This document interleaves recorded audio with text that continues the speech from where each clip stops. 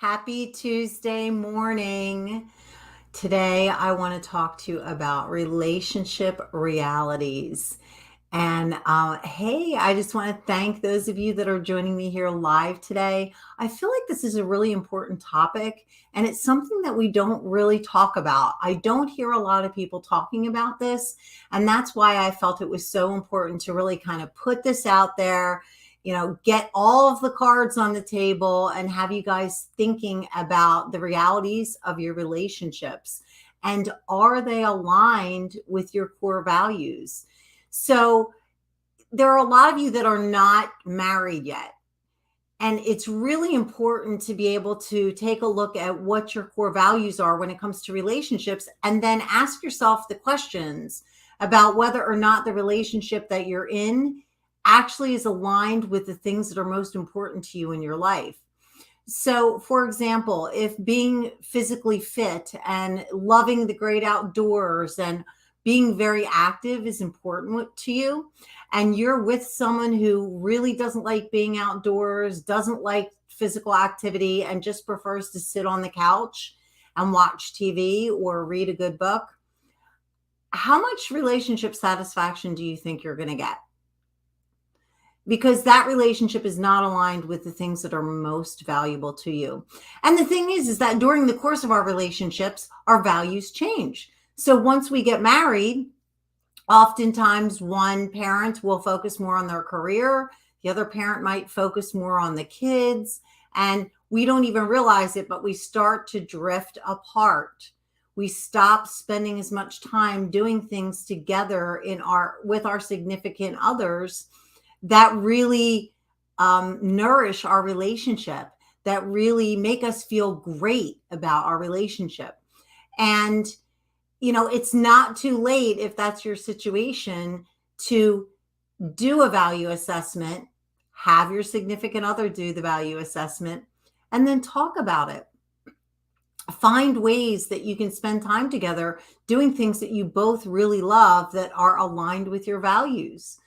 You might find that your values have shifted after you have children. You might find that your values have shifted once your children are gone. And so, throughout the different phases of our life, our values do change. What's important to us shifts. And I'm not saying you have to love all the same things, right? You could have a spouse that loves to go fishing, but you're not somebody who really enjoys that. And there's nothing wrong with them going fishing with their friends that love to go fishing. And maybe you love to go shopping and your spouse doesn't love to go shopping. So you find people that you can do that with. But if you're in a relationship where you feel like you don't have anything in common, it can be a real source of frustration and it can affect your health. What I have found with all of my clients is that weight is a symptom of other things that are going on in your life. And so I'm an integrative nutritional health coach.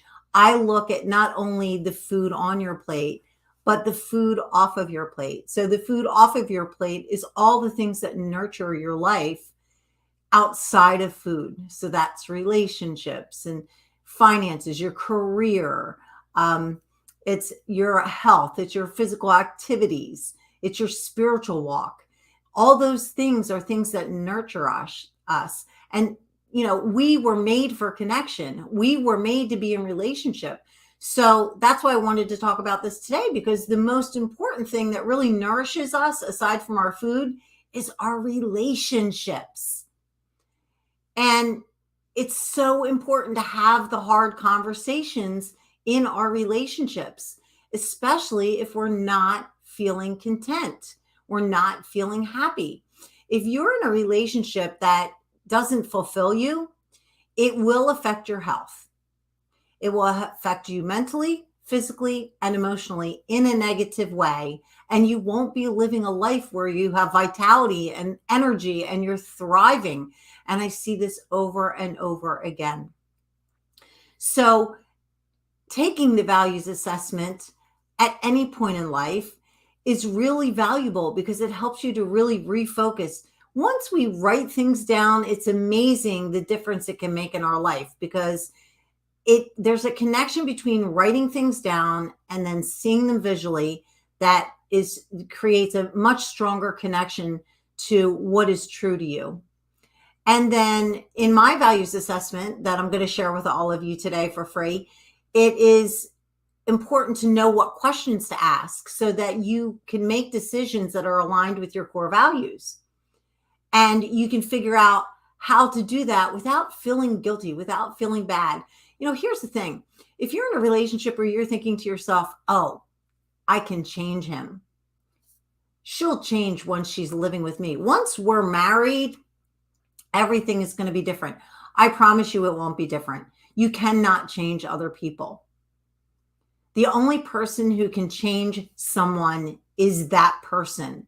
If I want to make a change in my life, the only way the change is going to happen and going to stay and become a permanent change is if I have a really strong reason why I want to do it. And that's my driving force. But I'm the one that has to do the work.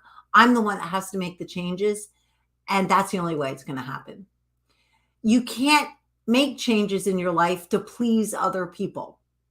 So if you're living with someone who's a polar opposite of you, and listen, most of us are, because opposites attract, and that's a fact and that's a reality. But if they're so polar opposite that you have absolutely nothing in common, it's definitely going to have a negative effect on your relationship, on your health, on your mental state of mind, like how you're feeling about that relationship, right? It's going to have an effect on your heart, might have an effect on your weight, because now you're going to comfort yourself with food because you're struggling in your relationship. So it's really important to know that it's okay to be true to yourself, true to who you are.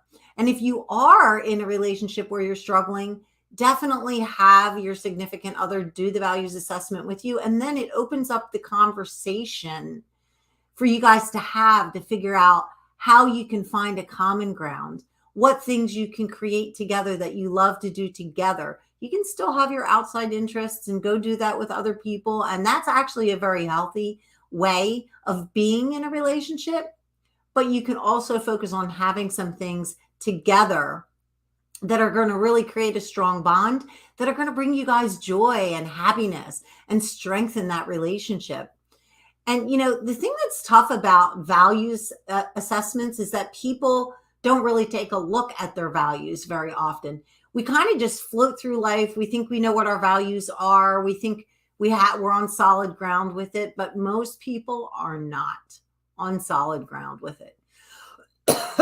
Excuse me, still fighting the cough. Most people don't even take a look at it, don't really think about it. And then they struggle and wonder why they're not happy. They wonder why they have excess weight that they don't like, which is creating health issues. They wonder why they're not having joy in their life, but they're not doing the work to figure it out. And so that's why I created this value assessment. Honestly, I created the value assessment for my own family. I felt like it was a really important part of taking a look at our lives on a regular basis. It's a great assessment because you can do it over and over and over again. Anytime there's a major life change, or if you just want to make sure you're staying on track. And it helps you to feel good about saying no to things that don't serve your values, that don't serve you on the highest level, without feeling guilty, without feeling like you have to do it to please somebody else.